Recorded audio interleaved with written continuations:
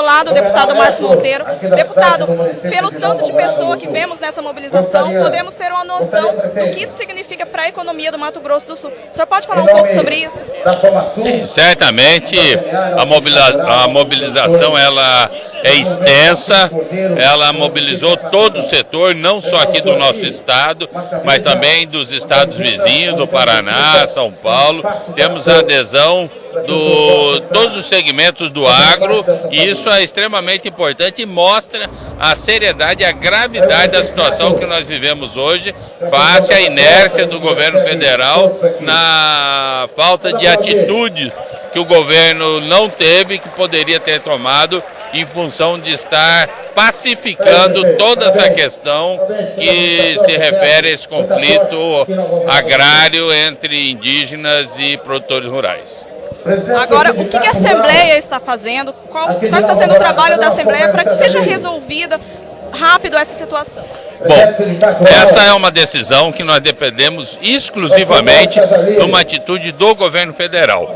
E nós temos feito a nossa parte política, fazendo toda uma mobilização, já tivemos em Brasília, com o ministro da Justiça, com a ministra Gleice Hoffmann, toda a bancada do Estado e a bancada federal, com também a representatividade das lideranças do segmento do agro, e aonde levamos a nossa preocupação e a intenção de mostrar ao governo federal que nós estamos hoje vivendo uma situação equivalente a um barril de pólvora, já com estupim aceso e sem a atitude do governo federal para resolver essa questão. E isso é o que nós fomos já demonstrar ao governo federal, até mesmo antes de que ocorresse a fatalidade que ocorreu em Sidrolândia, e deixar bem claro que nós entendemos que dentro desse processo, tanto produtores rurais quanto os indígenas são vítimas da inércia do governo federal.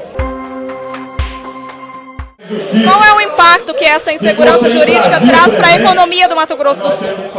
Olha, eu acho que a classe produtiva hoje, tenho certeza, que é o que move o nosso estado. É a que produz o soja, é a que produz o milho, é a que produz a carne. Olha, nós vamos ter cidades que vão virar cidades fantasmas. E aí, o comércio, como é que vai sobreviver? Sem produção? Porque não que o índio não queira produzir. Claro que ele quer produzir. Só que para chegar aonde o nosso produtor, com toda a tecnologia que hoje tem a nossa produção, para chegar até onde nós chegamos com toda essa tecnologia, talvez demore de 100 a 200 anos para que o indígena entenda como se trabalhar com a terra. Claro que nós também defendemos que os indígenas tenham seus direitos, o direito de ser um cidadão brasileiro, o direito também de ter as suas terras. Mas, primeiramente, tem que se fazer um levantamento geral do que nós temos de terras indígenas já demarcadas nessas aldeias, qual a quantidade exata e fiel de quantos indígenas que nós temos, e a partir daí começar a ter políticas públicas que possam fazer com que esses indígenas, as terras que eles já têm, possam produzir e possam se autossustentar, possam também ter uma educação de qualidade, possam ter uma saúde digna para esses indígenas, porque hoje a droga entrou nas aldeias, a violência está nas aldeias, entre índios, não entre índios e não índios, entre índios. Esse conflito agrário começou há 12 anos, mas não é por causa dos conflitos que os índios estão se matando, é por conta da miséria vivida, e que a FUNAI e que o CIMI nunca esteve atento a isso. Eles estão insuflando, sim, os nossos indígenas, irmãos indígenas, em nome, talvez, de seus empregos, em nome, talvez, de vender o Brasil para os estrangeiros, vender as nossas riquezas para os estrangeiros. Não vamos permitir isso. Queremos nossos irmãos índios entendendo, não somos contra eles, queremos dignidade para eles. mas não podemos permitir a falência do nosso estado, Mato Grosso do Sul, porque seria uma falência nós tomarmos, arrancarmos dos nossos produtores que pagaram e que têm as suas terras tituladas, não foram invadidas, não são terras devolutas, são terras compradas, homologadas pelo governo estadual, homologadas também pela União, enfim, de direito, e que está lá garantido numa Constituição Federal. Não podemos, então, fazer com que o nosso Estado e o nosso país venha ao fracasso, que hoje é um país extremamente produtivo, e que os olhares lá de fora também estão olhando por isso, porque temos terras férteis, temos os nossos minerais, os nossos minérios que estão aí para ser explorado ainda, temos a nossa grande riqueza que é a água, e aí querem nos tomar o que nós temos. Irmãos indígenas, prestem atenção no que estão fazendo com vocês, estão usando vocês para venderem as nossas terras, as suas, as nossas, de todos os brasileiros e brasileiras que aqui querem viver, que aqui querem produzir. Não podemos permitir essa impunidade e essa ilegalidade no nosso estado. Deputado, como que essa questão está sendo tratada na Assembleia?